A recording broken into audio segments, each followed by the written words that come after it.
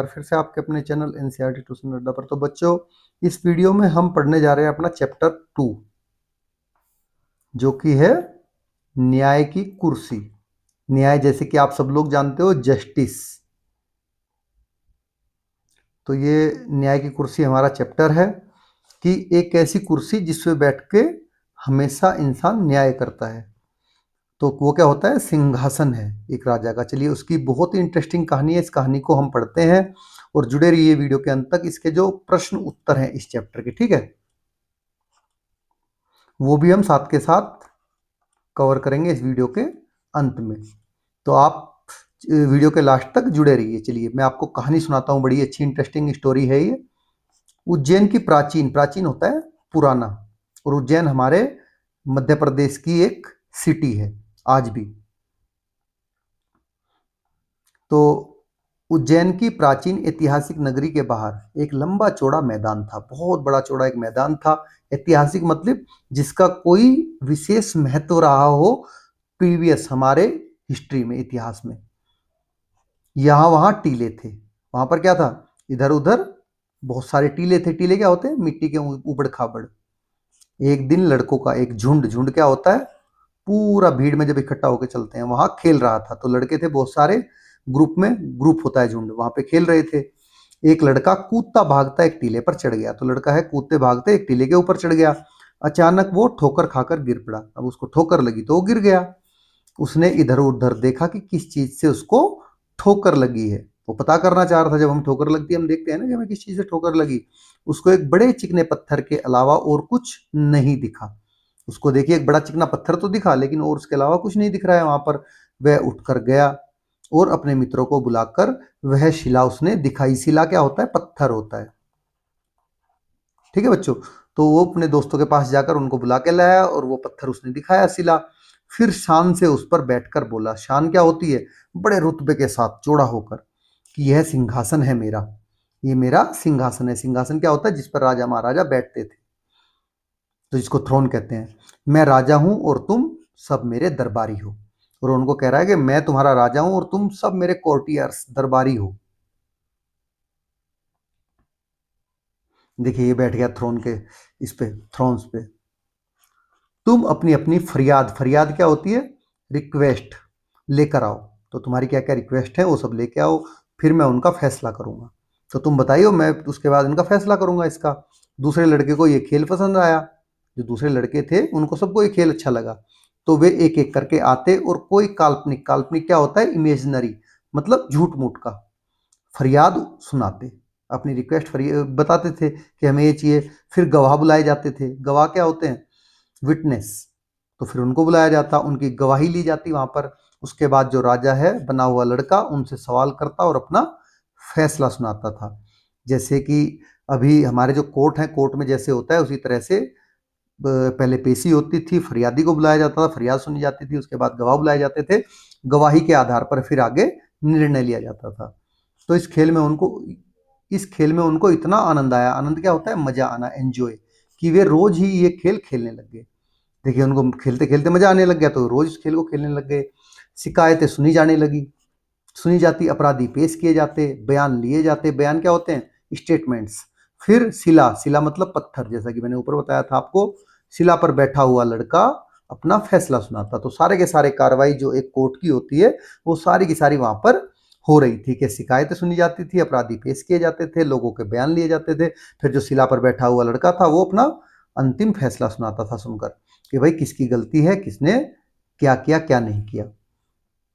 बात इधर उधर फैलने लग गई लोगों तक, मतलब दूर दूर तक, कि लोग लड़के की न्याय बुद्धि की चर्चा करने लगे कि उस लड़के में बहुत ज्यादा, मतलब दिमाग जो है वो अच्छे से वो न्याय करता है।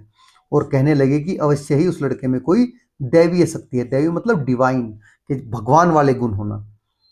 किसी में अगर भगवान के गुण आ जाते हैं तो उसको देवताओं के गुण, उसको दैवीय बोला जाता है बच्चों, कि उसमें देवताओं के गुण है। एक दिन दो किसान के बीच जमीन को लेकर झगड़ा उठ खड़ा हुआ। दो किसान है, इनके बीच में जमीन को लेकर झगड़ा हो गया, जो कि अक्सर होता रहता है। मामला बहुत गंभीर था। गंभीर मतलब बहुत ज्यादा ये क्रिटिकल था। टीले वाले लड़के की इतनी चर्चा थी, देखिए टीले पे बैठता लड़का, इसकी इतनी ज्यादा चर्चाएं फैल रखी थी कि वे राजा के दरबार में जाने के बजाय उसी के पास गए कि भाई वो लड़का अच्छे से न्याय करता है, और उसको अपने झगड़े के बारे में उन दोनों ने बता दिया। लड़के ने बहुत ही गंभीरता से, बहुत ध्यानपूर्वक सुना, दोनों किसानों के बयान सुने। उसके बाद उसने जो फैसला दिया उसे सुनकर वे दंग रह गए। देखिए उसने दोनों की बात सुनी, बात सुनकर फैसला सुना रहा है। तो उस दिन के बाद से तो नगर के सभी लोग, उसने इतना अच्छा फैसला दिया कि सभी वे दोनों सुनकर दंग रह गए। तो उसके बाद नगर के सभी लोग अपनी अपनी फरियाद लेकर यहीं पर आने लग गए, बजाय राजा के दरबार में जाने के। तो राजा के दरबार में कोई नहीं जाता था, और ऐसा कभी नहीं हुआ कि लड़के के फैसले से उन्हें संतोष ना हुआ हो, मतलब उनको सेटिस्फेक्शन ना मिला हो, ऐसा कभी नहीं हुआ। तो लोग सेटिस्फाई होकर वापस जाते थे। धीरे धीरे ये बात राजा के कानों तक पहुंची कि भाई कोई लड़का है ऐसे ऐसे न्याय करता है। उसको बहुत गुस्सा आया, क्रोध मतलब गुस्सा। उसने गर्ज कर कहा, उस छोकरे की ये मजाल, छोकरा मतलब उस लड़के की ये मजाल है कि अपने को मुझसे अच्छा न्याय करता समझे, कि खुद को वो मेरे से भी ज्यादा अच्छा जस्टिस समझ रहा है, कि वो अच्छे से न्याय कर सकता है। मैं इन किस्सों में विश्वास नहीं करता।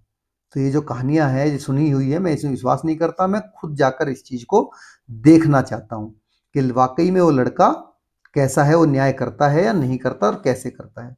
ऐसा कहकर राजा अपने लाव लश्कर मतलब अपने पूरे जो दरबारी हैं, उसके सारे के सारे जो उसके पीछे रहते हैं सेनाएं, सबको लेकर उस मैदान में पहुंच गया जहां लड़का अपना प्रिय खेल खेल रहे थे। जहां लड़के जो लड़के थे सारे अपना प्रिय खेल खेल रहे थे, वही कि भाई एक फरियादी बनो, मैं सुनूंगा, फिर मैं न्याय दूंगा। गवाही सुनकर बहुत बड़ी देर बाद राजा उनका खेल देखता, बड़ी देर तक राजा उनका खेल देखता रहा। पहले तो राजा ने उनका खेल देखा, और वह स्तंभित मतलब आश्चर्यचकित खड़ा रह गया, और वो देखकर स्तंभित रह गया, आश्चर्यचकित रह गया। उसने अपने मंत्री से कहा कि लड़का सचमुच बहुत बुद्धिमान है, मतलब ये बहुत वाइज है। इतनी छोटी उम्र में इतनी बुद्धि का होना बहुत आश्चर्य की बात है, कि इतनी छोटी उम्र में जनरली इतनी बुद्धि किसी में नहीं होती है। इसकी न्याय बुद्धि के आगे तो बड़े बड़ों को लोहा मानना पड़ेगा। ये एक मुहावरा है कि बड़े बड़ों को लोहा मानना पड़ेगा, मतलब इसमें बुद्धि इतनी ज्यादा है कि जो अपने आप को खूब बुद्धिमान मानता है उससे भी ये चार चंदे ऊपर है। उसी समय किसी ने राजा को बताया, लेकिन महाराज यह तो रोज वाला लड़का नहीं है। अब उसने बोला कि महाराज ये रोज वाला लड़का नहीं है जो रोज करता है, वो तो बीमार हो गया है, इस कारण कोई नया ही लड़का टीले पर बैठा है। देखिए जो लड़का रोज न्याय करता था आज वो बीमार हो गया, वो नहीं, लेकिन जो बच्चे थे वो वही खेल खेल रहे थे, उसकी जगह कोई और बैठा दिया टीले पे, वो न्याय कर रहा है। ये तो और भी ज्यादा आश्चर्य की बात है, कि मतलब इसको लेके तो वो और ज्यादा आश्चर्यचकित हो गए। होने हो जो पत्थर की ये कुर्सी है, इसमें कोई चमत्कार मतलब जादू है, मैजिक, मैं इसकी जांच करूंगा। देखिए जैसे यहाँ पर ये दिख रहा है आपको। अब क्या है कि राजा का इशारा मिलता है, राजा ने इशारा किया, इशारा पाते ही उस जगह को, उस स्थान क्या होता है, जगह खोदकर पत्थर को बाहर निकाला गया कि इसके आखिरकार ये है क्या। तो राजा ने देखा कि वह पत्थर नहीं है, बहुत ही सुंदर सिंहासन है राजाओं के बैठने का। तो उस पर बहुत बारीक और खूबसूरत मूर्तियां खुदी हुई है, खुदी हुई मतलब बहुत बारीक बारीक सुंदर सुंदर मूर्तियां दिख रही हैं आपको, देखिए गुदी हुई थी इसके ऊपर। तो उसके चारों पायों पर चार देवताओं की मूर्तियां बनी हुई थी, चार पाए थे, चारों पर चार देवताओं की मूर्ति थी। चारों ओर खबर फैल गई इस बात की, बात ही बात है, वहां अच्छी खासी भीड़ जमा हो गई। तो बहुत सारे लोग इकट्ठा हो गए। जो विद्वान पंडित थे, विद्वान पंडितों ने बताया कि वह कोई ऐसा वैसा सिंहासन नहीं है, कि वो कोई आम सिंहासन नहीं है, वो बहुत सदियों पुराने, हमारे यहाँ एक राजा विक्रमादित्य हुए थे उज्जैन में, उनका सिंहासन है ये। तो राजा विक्रमादित्य अपने न्याय और अपने विवेक, विवेक मतलब वो इतने ज्यादा विवेकी थे कि चीजों को अच्छे से सोच समझ कर परख कर जो निर्णय लेता है वो होता है विवेकी पुरुष, उसके लिए बहुत प्रसिद्ध थे। राजा ने आज्ञा दी कि सिंहासन को लेकर राज दरबार में रख दिया जाए। राजा ने कहा कि ठीक है, इसको भाई राज दरबार में लेके चलो, यहाँ क्या कर रहा है। उसने कहा मैं इस पर बैठकर अपनी प्रजा की फरियाद सुनूंगा और उनका फैसला करूंगा। देखिए मैं राजा हूं, तो मैं इस पे बैठ के सुनूंगा फरियाद और मैं ही फैसला दूंगा। अगले दिन राजा दरबार में आया और सीधे उस सिंहासन की ओर बढ़ गया, जैसे होता है राजा बैठने के लिए उसकी ओर चला। तो वो उस पर बैठने ही वाला था कि किसी की आवाज सुनाई दी, ठहरो मतलब स्टॉप। जैसे ही बैठने वाला था तुरंत बोले, उसको आवाज आई कि ठहरो, रुक जाओ। राजा ने रुककर चारों ओर देखा कि कौन बोल रहा है मुझे ऐसा, कोई नजर उसको नहीं आया। सॉरी, वह फिर सिंहासन की ओर बढ़ा बैठने के लिए। फिर फिर इसी प्रकार की आवाज आई, ठहरो, स्टॉप। इस बार राजा ने आश्चर्य से देखा कि सिंहासन के एक पाए पर बनी मूर्ति बोल रही है। देखिए जो पाए पर ये मूर्ति दिख रही है आपको, ये राजा को बोल रही है कि ठहरो, रुक जाओ, स्टॉप। मूर्ति ने कहा, क्या तुम इस सिंहासन पर बैठने के योग्य हो? योग्य मतलब एबल, काबिल हो तुम इसके? क्या तुम्हें पूरा विश्वास है कि तुमने कभी चोरी नहीं की है? कि क्या तुम ये बात विश्वास से कह सकते हो तुमने जीवन में कभी चोरी नहीं की? राजा ने लज्जा से सर झुका लिया, मतलब शर्म से। यह सच है कि हाल ही में मैंने अपने एक दरबारी की जमीन पर कब्जा कर लिया था, क्योंकि मैं उससे नाराज हो गया था। तो देखिए ये भी एक तरह की चोरी है। किसी के जो अधिकार होता है, किसी के अधिकारों का हनन करना या किसी की कोई भी चीज ले लेना जबरन, वो चोरी की कैटेगरी में आता है। तो वही ये बता रहा है कि मैंने उसकी जमीन पर कब्जा कर लिया। तब तो तुम इसके योग्य नहीं हो, मूर्ति ने कहा। मूर्ति बोली कि तब तुम इस पर नहीं बैठ सकते, तुम इसके एबल नहीं हो, तुमको 3 दिन तक प्रायश्चित करना होगा। प्रायश्चित मतलब किसी चीज को लेके किया जाने वाला, अगर आपको पश्चाताप। यह कहकर मूर्ति अपने पंख फैलाकर आकाश में उड़ गई। ये सब बोल के वो अपने आकाश में उड़ गई, अब पंख फैला के। राजा ने 3 दिन तक उपवास किया, उपवास मतलब फास्ट रखा, और प्रार्थना की। चौथे दिन वह फिर दरबार में आया। तो ज्यों ही जैसे ही सिंहासन पर बैठने लगा, दूसरी मूर्ति बोल उठी कि ठहरो, तुम विश्वास के साथ कह सकते हो कि तुमने कभी झूठ नहीं बोला। अब पहले तो चोरी की बात थी, अब वो कह रही है कि क्या तुम विश्वास के साथ बोल सकते हो कि तुमने जीवन में कभी झूठ नहीं बोला है? अब राजा सक पका गया। सक पकाना मतलब वो एक तरह से आप कह सकते हो जैसे किसी चीज को लेके हम अचंभित हो जाते हैं। सक पका गया। झूठ तो उसने किसी न किसी मुसीबत से बचने के लिए कई बार बोला था, ये तो एक बार की बात नहीं है। राजा पीछे हट गया। दूसरी मूर्ति भी पंख फैलाकर आकाश में उड़ गई। तो राजा को दूसरी बार भी बैठने नहीं दिया गया। अब राजा ने 3 दिन तक फिर उपवास किया और पूजा पाठ की। ठीक है भाई, फिर से फास्ट करते हैं, इसका भी प्रायश्चित करते हैं। तीसरी बार वह फिर सिंहासन पर बैठने के लिए आगे बढ़ा कि चलो आज बैठता हूँ। हिचकिचाते हुए वह आगे बढ़ा। वह बैठने ही वाला था कि तीसरी मूर्ति ने पूछा। चारों पायों पे 4 मूर्ति थी, तो तीसरी बोल बैठी, बैठने से पहले ये बताओ कि क्या तुमने कभी किसी को चोट नहीं पहुंचाई? ठीक है, ये थर्ड कंडीशन आ गई कि भाई तुमने किसी को चोट तो नहीं पहुंचाई। अब राजा फिर पीछे हट गया। तीसरी मूर्ति भी अपने पंख फैलाकर उड़ गई। फिर 3 दिन तक राजा ने उपवास और प्रार्थना करने के बाद ये राजा अपने सिंहासन की ओर बढ़ा। उस सिंहासन की ओर उसके पैर लड़खड़ा गए, मतलब हिल डुल रहे थे कि कहीं आज भी ऐसा ना हो कि चौथी मूर्ति आए और वो मुझे बोले। चौथी मूर्ति ने कहा, ठहरो। जो लड़के सिंहासन पर बैठते थे वे भोले भाले थे, मतलब बहुत सच्चे मन के, कि वो अगर गलती से भी कोई मतलब पाप कर दे तो वो चाह के। देखिए 2 चीजें होती हैं बच्चों, एक होता है कि आपसे गलती में कोई गलती हो गई जिसके प्रायश्चित करने की जरूरत नहीं होती, वो खुद से इटसेल्फ आपका प्रायश्चित ही होता है, क्योंकि आपने चाह के जानबूझ के की नहीं, आप में समझ ही नहीं है वो कि आपको पता हो कि आप गलत कर रहे हो सही कर रहे हो। और एक होता है कि आपने विवेक था, आपके पास में बुद्धि थी, उसके बावजूद आपने गलती करी, तो उसको आप भोला भाला नहीं कहेंगे। तो उनके मन में कलुष नहीं था। कलुष मतलब कोई पाप नहीं था। अगर तुमको विश्वास है कि तुम इस योग्य हो तो इस सिंहासन पर बैठ सकते हो, और अगर तुम्हें भी लगे कि तुम भी भाई इतने भोले भाले मन के हो, तुम्हारे मन में किसी के प्रति कोई भी कलुष नहीं है, पाप नहीं है, तो तुम इस पर बैठ सकते हो। लेकिन ऐसा तो होता नहीं है। राजा बड़ी देर तक सोचता रहा। पहले उसने बहुत सोचा, फिर उसने मन ही मन कहा, अगर इस एक लड़का इस पर बैठ सकता है तो भला मैं क्यों नहीं बैठ सकता हूँ? भाई जब एक लड़का बैठ सकता है तो मैं भी बैठ सकता हूँ, तो मैं राजा हूँ। मुझसे ज्यादा धनवान, बलवान, बुद्धिमान भला कौन होगा? राजा के मन में ये ख्याल आया कि मेरे से ज्यादा धनवान, बुद्धिमान, बलवान कौन होगा? बलवान मतलब ताकतवर। मैं अवश्य इस सिंहासन पर बैठने के योग्य हूँ। उसने अपने मन को समझा लिया कि मैं इस सिंहासन पर बैठने के योग्य हूँ। बट देखिए ये जो चौथा डिवाइन था, वो उसको लेकर सिंहासन को उड़ा। तो यह कहकर राजा सिंहासन की ओर दृढ़ कदमों से, दृढ़ मतलब एकदम मजबूत कदमों से आगे बढ़ा। लेकिन उसी समय जो चौथी मूर्ति थी वो पंख फैलाकर सिंहासन समेत आकाश में उड़ गई। ठीक है, क्योंकि उसको नहीं लगा कि राजा इस पर बैठने के योग्य है। तो देखिए वो पूरे सिंहासन को लेकर आकाश में चली गई। ये लीलावती भागवत द्वारा लिखी गई है। ये हमारे जो राष्ट्रीय पुस्तक न्यास है उससे प्रकाशित स्वर्ग की सैर तथा दूसरी कहानी, अन्य कहानियों से पुस्तक से लिया गया एक छोटा सा टाइटल है, एक छोटी सी कहानी। तो चलिए बच्चों, अभी हम प्रश्न उत्तर करते हैं। बातचीत के लिए हमारे, आपका प्रिय खेल कौन सा है और आप उसे कैसे खेलते हैं ये आपको लिखना है। तो मैंने यहाँ पर आंसर लिख रखा है, मॉडल आंसर। आप अपना खेल ऐड कर दीजिए। हमारा प्रिय खेल लूडो है। लूडो एक बोर्ड पर खेले जाने वाला खेल है जिसमें निर्धारित रंग व खाने होते हैं। तो इस तरह आप जो खेल खेलते हो, क्रिकेट खेलते हो, वो लिख सकते हो। क्या आपने कभी किसी समस्या का समाधान किया है? आपका अनुभव, अपना अनुभव साझा करिए। तो ये आपको खुद से बताना है कि आपने, हो सकता है किसी फ्रेंड की, कभी किसी प्रॉब्लम का, दो फ्रेंड में झगड़ा हो रहा हो, किसी भी तरह का समाधान किया हो, अपने घर में किया हो, तो छोटे भाई बहनों के साथ, तो उसको आपको लिखना है।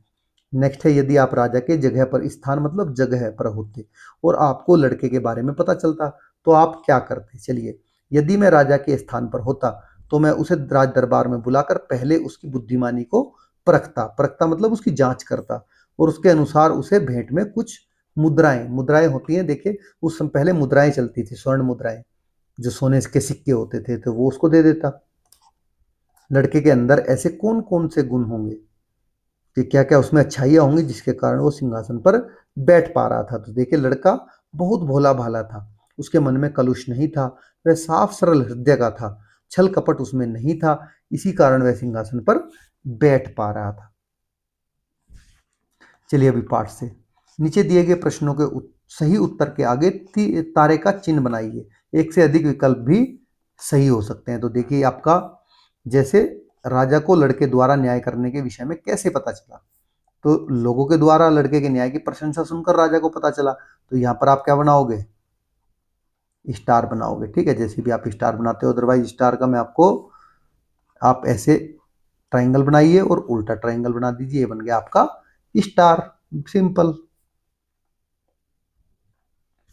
क्वेश्चन 2 पे आते हैं, राजा को सबसे अधिक आश्चर्य किस बात से हुआ? किस बात से सबसे ज्यादा आश्चर्यचकित हुआ? तो सिंहासन पर बैठने वाला लड़का सही न्याय करता था, ये सुनकर राजा को बहुत आश्चर्य हुआ कि बिल्कुल सही न्याय वो कर रहा था। तो यहाँ भी आपका स्टार बनेगा। नेक्स्ट, लड़कों को यह खेल इतना अच्छा क्यों लगा कि वे प्रतिदिन इसे खेलने लग गए? देखिए, खेल है, कोई भी खेल अच्छा लग सकता है, तो इतना अच्छा क्यों लगा? क्योंकि यह अन्य खेलों से अधिक मनोरंजक था, मतलब इसमें बहुत ज्यादा उनको मजा आता था। तो ये भी आपका आंसर स्टार डिजर्व करता है। नेक्स्ट बढ़ते हैं, राजा ने उपवास और प्रायश्चित क्यों किया? तो ये दोनों आंसर उसके सही है। ठीक है, ताकि वह सिंहासन पर बैठने के योग्य बन सके। एक तो ये आंसर हो गया, और दूसरा क्योंकि उसे अपने कर्मों पर पछतावा था, जो उसने काम किए थे उन पर उसको पछतावा हो रहा था कि ये वो सिंहासन पर बैठने के योग्य नहीं हो पा रहा है अपने कर्मों की वजह से। चलिए सोचिए और लिखिए। अभी क्वेश्चन आंसर आ जाते हैं। नीचे दिए गए प्रश्नों के उत्तर अपनी लेखन पुस्तिका, जो आपकी नोटबुक है, उसमें आपको लिखने हैं। पहला सवाल है, सभी लड़के सिंहासन पर बैठ पा रहे थे लेकिन राजा नहीं बैठ पाया, ऐसा क्यों हुआ? तो सभी लड़के सिंहासन पर बैठ पा रहे थे लेकिन राजा नहीं बैठ पाया, ऐसा इसलिए हुआ क्योंकि वे भोले भाले बच्चे थे और उनके मन में किसी के प्रति मैल नहीं था या कलुष नहीं था। साथ ही उनका जो हृदय था वो निर्मल था, बिल्कुल साफ सुथरा। क्या राजा को प्रायश्चित करने के बाद सिंहासन पर बैठने का अधिकार मिलना चाहिए था? अपने उत्तर का कारण भी बताइए। देखिए, राजा ने प्रायश्चित तो किया, लेकिन क्या उसके बाद उसको सिंहासन पर बैठने का अधिकार मिलना चाहिए था? इसका आपको जस्टिफाई करना है, कारण भी बताना है कि क्यों। तो हमारे हिसाब से नहीं है। आप अगर सोचते हो तो आप दे दीजिए। राजा में प्रायश्चित करने के बाद भी अहंकार था। अहंकार दिख रहा है ना लास्ट लाइन में, कि भाई मैं तो बैठ ही सकता हूँ, जब लड़के बैठ सकते हैं तो मैं तो इतना बलवान हूँ, इतना ज्ञानी हूँ। तो वह स्वयं को सबसे ज्यादा धनवान, बलवान और बुद्धिमान मानता था। अगर वह योग्य होता तो चौथी मूर्ति सिंहासन लेकर आसमान में नहीं उड़ती, वो उसको खुद ही बैठने देती। तो इसका मतलब वो योग्य नहीं था। प्रश्न 3 आ जाता है, दोनों किसानों ने अपने झगड़े के निपटारे के लिए राजा के दरबार में जाने के बजाय लड़के के पास जाने का फैसला क्यों किया? देखिए, दो किसानों की कहानी हमने पढ़ी है कि उन्होंने राजा के दरबार में तो गए नहीं, वो लड़के के पास गए। क्यों गए? उत्तर हमारा ये रहा, दोनों किसानों ने अपने झगड़े के निपटारे के लिए राजा के दरबार में जाने के बजाय लड़के के पास जाने का फैसला इसलिए किया था क्योंकि उन्होंने लोगों से लड़के की न्याय बुद्धि की चर्चा सुन रखी थी कि वो कितना अच्छा न्याय करता है। तो देखिए, हर किसी को न्याय पसंद होता है कि जल्दी जल्दी हमारे झगड़े का बंटवारा हो, सुलझड़ा हो जाए। प्रश्न 4 है, चौथी मूर्ति सिंहासन के साथ आकाश में क्यों उड़ गई? ये रहा हमारा उत्तर, चौथी मूर्ति सिंहासन के साथ आकाश में इसलिए उड़ गई थी क्योंकि राजा के भीतर प्रायश्चित करने के बाद भी क्या था? अहंकार था, घमंड। उसे लगता था कि उससे ज्यादा धनवान, बलवान और बुद्धिमान कोई नहीं है। प्रश्न 5, इस कहानी को एक नया शीर्षक दीजिए और बताइए कि आपने ये शीर्षक क्यों चुना? शीर्षक होता है टाइटल। ठीक है, तो बच्चों, तो चलिए, सच्चा न्यायकर्ता इस कहानी का एक नया शीर्षक हो सकता है ना, नया टाइटल। क्योंकि सिंहासन पर कोई सच्चा व्यक्ति ही बैठ सकता था जो भोला भाला हो तथा उसके मन में किसी के प्रति कोई भी छल कपट ना हो।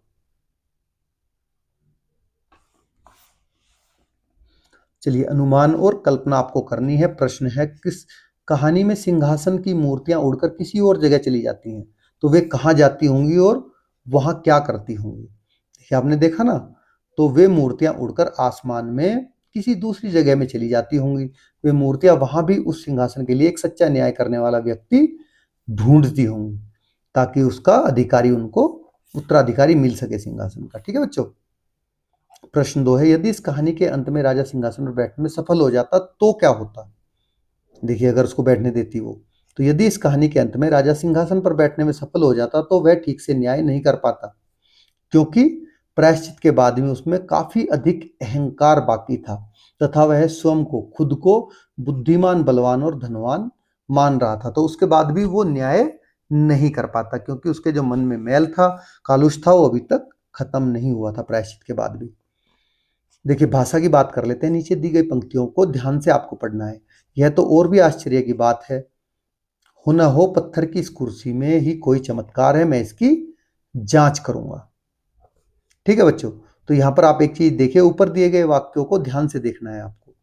ठीक है, ये सीधे सिंपल लिख दिए थे, आपको इसका अर्थ समझने में कुछ कठिनाई हो रही है ना, तो क्योंकि यह तो और भी आश्चर्य की बात है, न हो पत्थर की इस कुर्सी में कोई चमत्कार है, मैं इसकी जांच करूंगा। लेकिन इसको, अब इसी वाक्य को एक बार इस तरह पढ़िए। देखिए, आप जो है कोमा, इन्वर्टेड कोमा और फुल स्टॉप और एक्सक्लेमेशन के साथ, यह तो और भी आश्चर्य की बात है। आश्चर्य जब हमें एक्सक्लेमेशन होता है तो हम आश्चर्य विस्मय बोधक चिन्ह लगाते हैं। इसको क्या बोलते हैं? विस्मय बोधक। हो ना हो, क्योंकि इसमें एक विस्मय उसको लग रहा है कि भाई इसके अंदर कुछ ना कुछ अजीब है। हो ना हो कोमा पत्थर की इस कुर्सी में ही कोई चमत्कार है, फुल स्टॉप, मैं इसकी जांच करूंगा। तो ये पूरा एक सेंटेंस है जो कि कोमा, इन्वर्टेड कोमा से बंद है। अब आपको इन वाक्यों का अर्थ और भाव ठीक ठीक समझ में आ रहा होगा। इसका कारण ये कि यहाँ पे कुछ विशेष चिन्ह, जैसे कि inverted comma, comma, inverted comma, comma, full stop और विस्मय बोधक चिन्ह, जिसको एक्सक्लेमेशन बोलते हैं, वो यहाँ पर लगा है। इस प्रकार के चिन्हों को विराम चिन्ह कहते हैं। ठीक है बच्चों, विराम चिन्हों से हमें पता चलता है कि हमें पढ़ते हुए कहाँ पर स्टॉप लेना है, कहाँ पर इंटेंसिटी बढ़ानी है, कहाँ पर हमें रुक के तब आगे बोलना है। तो लिखे हुए वाक्यों में कहाँ ठहराव है और उनका क्या भाव है, इनसे हमें अच्छे से पता चल पाता है। तो देखिए, अब नीचे दिए गए जो वाक्य हैं उनमें उचित स्थानों पर आपको विराम चिन्ह लगाने हैं जो दिए गए हैं। तो चौथी मूर्ति ने कहा, मतलब फुल स्टॉप, ठहरो के बाद आएगा एक्सक्लेमेशन आपका। ठीक है, ठहरो ये शब्द ऐसा होता है विस्मयबोधक, तो इससे विस्मयबोधक आता है। जो लड़के इस सिंहासन पर बैठते थे, कोमा, वे भोले भाले थे, फुल स्टॉप, उनके मन में कलुष नहीं था, फुल स्टॉप। अगर तुमको विश्वास है, कोमा, कि तुम इस योग्य हो, यहां भी कोमा आएगा, नहीं यहाँ पे कोमा नहीं आएगा, सॉरी, यहाँ आएगा, तो इस सिंहासन पर बैठ सकते हो, फुल स्टॉप। नेक्स्ट चलते हैं। राजा बड़ी देर तक सोचता रहा, फुल स्टॉप, फिर उसने मन ही मन कहा, कोमा, अगर एक लड़का इस पर बैठ सकता है, यहां भी कोमा आएगा, तो भला मैं क्यों नहीं बैठ सकता हूं, फुल स्टॉप। मैं राजा हूं, कोमा, नहीं, फुल स्टॉप आएगा, मैं राजा हूं, मुझसे ज्यादा धनवान, बलवान और बुद्धिमान। तो धनवान के, ये देखिए, कोमा, धनवान, बलवान, यहां और आ गया तो कोमा नहीं आएगा, बुद्धिमान, भला और कौन होगा, फुल स्टॉप, मैं अवश्य इस सिंहासन पर बैठने के योग्य हूं। ठीक है बच्चों, तो इस तरह से आप इसको कंप्लीट कर सकते हैं। चलिए, अगले सवाल पे चलते हैं। तीसरी मूर्ति भी उड़ गई, इस वाक्य के आधार पर प्रश्नों के उत्तर आपको लिखने हैं। इस वाक्य में संज्ञा शब्द कौन सा है? मूर्ति। संज्ञा मतलब नाउन, तो नाउन वर्ड क्या है यहाँ पर? आपकी मूर्ति है। देखिए, कौन सा शब्द इस संज्ञा शब्द के गुण या विशेषता को बता रहा है? तो कौन सा है वो? तीसरी, क्योंकि वो थर्ड थी जो उसका गुण बता रही है। कौन सी मूर्ति थी? थर्ड, तीसरी। कहानी में से चुनकर कुछ वाक्य नीचे दिए गए हैं, इनमें विशेषण शब्द पहचान कर उनके नीचे रेखा आपको खींचनी है। विशेषण मतलब जो किसी के बारे में, जो आपका नाउन संज्ञा है उसके बारे में बताएं। जैसे कि एक दिन के बारे में क्या? एक, और एक झुंड, एक दिन एक झुंड। ठीक है। उज्जैन की क्या थी? प्राचीन नगरी, ये आपका है, यहाँ आएगा, यहाँ आएगा प्राचीन पे, ऐतिहासिक पे आएगा और एक लंबा चौड़ा आएगा। ठीक है, ये आपके विशेषण हैं। इतनी छोटी आएगा, यहाँ पे सुंदर आएगा, यहाँ पे अच्छी खासी आएगा। ठीक है बच्चों, तो ये सारे के सारे आपके विशेषण हैं, सब जो मैंने अंडरलाइन कर रखे हैं। आप में कौन कौन सी विशेषताएं होनी चाहिए जिससे आप कहानी के सिंहासन पर बैठ सकें, तो वे विशेषताएं आपको लिखनी है। ये सारी विशेषताएं: सत्यवादी, सच बोलने वाला, सोच समझकर निर्णय लेने वाला, ईमानदार, किसी निर्दोष को सजाना देने वाला, भोला भाला, ईर्ष्या न करने वाला, मतलब किसी से जलन नहीं होनी चाहिए, निष्कलंक मन वाला, कि जिसके मन में किसी के प्रति कोई पाप ना हो। अब पाठ से आगे चलते हैं। कहानी में गांव वाले न्याय करवाने या झगड़ा सुलझाने बच्चों के पास जाया करते थे। कहानी में तो ये लिखा है, तो आप अपनी समस्याओं को सुलझाने के लिए किन किन के पास जाते हैं? आप उन्हीं के पास क्यों जाते हैं? तो हम अपनी समस्या सुलझाने के लिए अपने माता पिता, दादा दादी के पास जाते हैं, क्योंकि वे समस्या का समाधान तुरंत कर देते हैं और हम उनके निर्णय से संतुष्ट भी हो जाते हैं। देखिए, जनरली हम उसके पास जाते हैं जिसके निर्णय से हम संतुष्ट हो जाएं और समाधान जल्दी हो जाए। क्या कभी ऐसा हुआ है कि किसी ने आपके साथ अन्याय किया हो? ठीक है, क्या हुआ है आपके साथ कभी ऐसा? तो आपने उस स्थिति का सामना किस तरह से किया है, कैसे किया है? तो एक मैं स्टोरी अपने पास से लिख देता हूँ, आप इसका अगर हुआ है तो ठीक है, नहीं तो आप अपनी मर्जी से लिख सकते हैं। ये वेरी कर सकता है स्टूडेंट टू स्टूडेंट। हाँ, एक बार मेरे मित्र ने मेरे ऊपर झूठा चोरी का इल्जाम लगाया था। वह मेरी पेंसिल को अपना बना रहा था और मुझे पूरी कक्षा में चोर चोर बोल रहा था। घर जाकर मैंने अपनी माँ को बताया तो उन्होंने कहा कि कोई बात नहीं, मैं उसे समझा दूंगी और तुम्हें दूसरी पेंसिल खरीद कर दे दूंगी। पुस्तकालय और दूसरे जो सोर्सेस हैं, स्रोत हैं, इसको बोलते हैं स्रोत। ठीक है, से में रे, ये ऐसे बनता है स्रोत। ठीक है बच्चों, तो आपने जो कहानी पढ़ी वह हमारे देश की सैकड़ों वर्ष पुरानी, सैकड़ों मतलब कई सौ सालों वर्ष पुरानी एक पुस्तक पर आधारित है। उस पुस्तक का नाम है सिंहासन बत्तीसी। तो जिस बुक से ली गई है कहानी, उसका नाम क्या है? सिंहासन बत्तीसी है। सिंहासन बत्तीसी। इस पुस्तक में राजा भोज को भूमि में गड़ा राजा विक्रमादित्य का सिंहासन मिलता है। तो यहाँ पे जो ये कहानी एक्चुअल में वो राजा भोज के बारे में है, जिसको राजा विक्रमादित्य का सिंहासन मिलता है, जिसमें 32 मूर्तियां होती हैं। यहाँ पर 4 मूर्तियों का जिक्र किया, उसमें 32 मूर्तियां हैं ऐसी, और हर एक मूर्ति राजा भोज को राजा विक्रमादित्य की एक कहानी सुनाती है कि राजा विक्रमादित्य इस तरह का राजा था, वो इस तरह न्याय करता था। तो इस पुस्तक की प्रत्येक हर एक कहानी बहुत रोचक है। तो अगर आपको कोई मौका मिले तो सिंहासन बत्तीसी बच्चों आप जरूर पढ़ के देखना। 32 स्टोरीज है राजा विक्रमादित्य के बारे में जो मूर्ति ने राजा भोज को सुनाई है। ठीक है, यहाँ पे अलग तरह से इसको रिप्रेजेंट किया गया, बट वो अलग तरह की है, बहुत इंटरेस्टिंग है। आपको अगर लाइब्रेरी में मिलती है वो, तो ये पुस्तक आप वहां से खोज लीजिए और पढ़िए, अपनी पसंद की कहानी आप कक्षा में सुनाइए भी बच्चों। तो सिंहासन बत्तीसी की तरह भारत में बहुत सारी अनेक पारंपरिक, मतलब जो किसी रीजन को लेकर लोकली कहानियां प्रचलित हैं, जैसे कि पंचतंत्र की कहानियां, हितोपदेश, जातक कथाएं, इस तरह से आदि, उन्हें भी पुस्तकालय से ढूंढकर आपको पढ़ना है ताकि आपका ज्ञानवर्धन हो। पता लगाकर कीजिए। राजा ने आज्ञा दी कि सिंहासन को ले जाकर राज दरबार में रख दिया जाए। तो सिंहासन क्या है? एक विशेष प्रकार की बहुत भव्य कुर्सी हुआ करती थी, जो थ्रोन होता था। ठीक है, तो बहुत सुंदर दिखने में, जिसके ऊपर मोती, हीरे, सोना, जवाहरात जड़े रहते थे, जिस पर राजा महाराजा बैठा करते थे। आज भी हम बैठने के लिए बहुत अनेक प्रकार की वस्तुओं का उपयोग करते हैं। उनमें से कुछ वस्तुओं के चित्र नीचे दिए गए हैं, इनका वर्णन कीजिए और यह भी लिखिए कि आपकी भाषा में इन्हें क्या कहते हैं। चलिए उनका वर्णन कर लेते हैं कि क्या क्या है। ये रहा, ये वस्तु है, ये चटाई होती है, ये घास, बांस और प्लास्टिक से बनी होती है, इसे भूमि पर बिछाकर बैठा जाता है। तो आपकी भाषा में इसको क्या बोलते हैं वो आपको बच्चों खुद से लिखना है। ये दरी है, मोटे कपड़े सूती धागे से बनी होती है। उत्सव मतलब फेस्टिवल या सामाजिक जो सोशल कार्यक्रम होते हैं उनमें ये उपयोग की जाती है। ये है बच्चों मुड्ढा। ठीक है, अपनी लैंग्वेज में आपको इसको भी लिखना है। ये बांस की छड़ियों और प्लास्टिक की रस्सी से बना होता है। ठीक है, ये बांस की स्टिक होती है और प्लास्टिक की रस्सी होती है इसमें। यह बैठने के काम आता है। तो आपने देखा होगा मुड्ढा, तो इसको भी आपको क्या बोलते हैं लिखिए। ये चारपाई है जो सबको पता है। ये लकड़ी और रस्सियों से बनी होती है। ये रस्सियां प्लास्टिक, नारियल, जूट आदि की होती है, बैठने के काम आती है।